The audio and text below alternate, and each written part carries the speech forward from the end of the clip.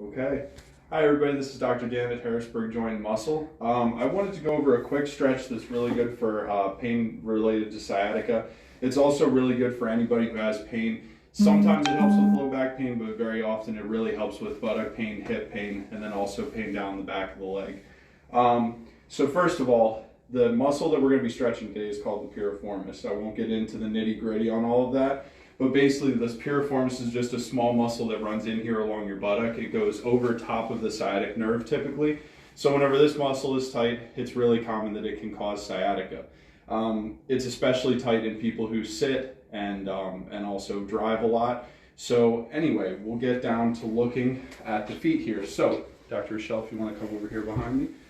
So a great way to show which leg this stretch is going to be best on is to look at your feet. So if you sit comfortably and let your feet naturally fall out to one side or the other whenever they're on the floor, you'll see that my right foot is actually turned out farther than my left foot over here.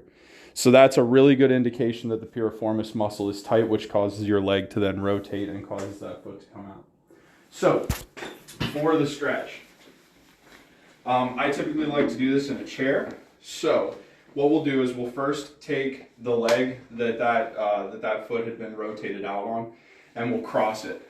So once it's crossed, this hand here by your foot is actually going to come around to the front of your ankle, right like that. And then this hand will go right on the back side of your knee, right like that.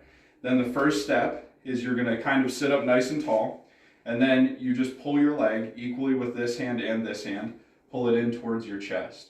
And then once you get there, that'll sometimes cause a good enough stretch.